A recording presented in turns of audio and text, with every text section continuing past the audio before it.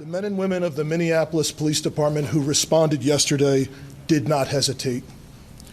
At 8:27 a.m., 911 began to receive initial calls of shots being fired.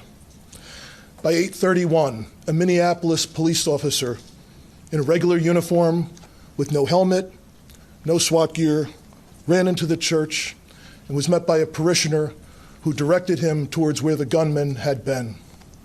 The parishioner later told me that was the first time that he, the children, and others there had any sense that they might be safe and survive. The members that responded yesterday exemplified the motto that is on the Minneapolis police squad cars: to protect with courage and to serve with compassion. All of our law enforcement partners, first responders, and many children, members of the school staff, and parishioners of Annunciation Catholic Church all showed incredible courage yesterday in the face of unspeakable horror. As the investigation continues, we will continue working alongside our county, state, and federal law enforcement partners as we continue to be critical as we piece together exactly what happened. At this time, we have identified a total of 20 victims that had injuries resulting from gunfire, including the 8 and 10-year-old who were killed yesterday. 15 of the injured are children between the ages of 6 and 15. 3 of those injured are adults in their 80s. Those who remain hospitalized need all of our support as we continue to pray for a speedy recovery for all of our victims. During the processing of the scene at Annunciation Church yesterday, 3 shotgun shells were recovered, along with approximately 116 rifle rounds. 1 live round was recovered from a handgun that appears to have malfunctioned as the shooter attempted to use it and became stuck in the chamber. There were 4 search warrants that were executed yesterday. 1 at the church, the others were executed at residences believed to be associated with the shooter.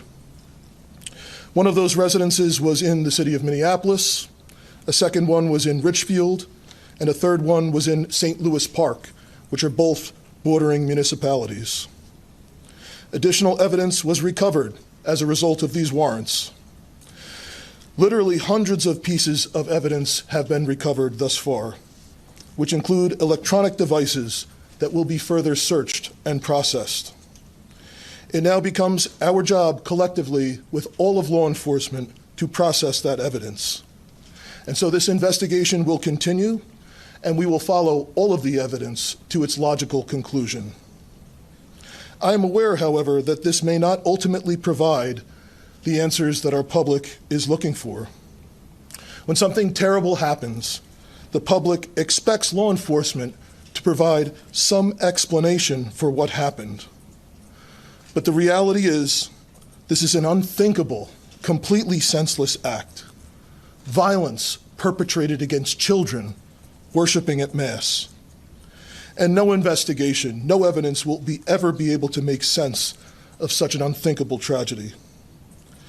That being said, we will do our best to determine and identify a specific motive.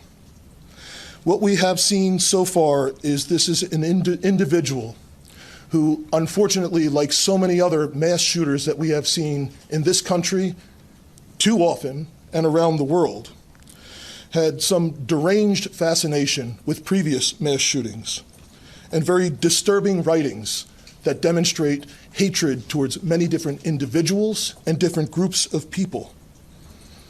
And he fantasized about the plans of other mass shooters. Unfortunately, again, this has become all too common in our society. That being said, we know ultimately the purpose of the shooter's actions was to obtain notoriety for the shooter themselves. That being said, I have only said the name of this shooter once, and I'm asking members of the media to stop saying the shooter's name. That was the whole purpose of why he did this heinous act, to obtain that notoriety for themselves.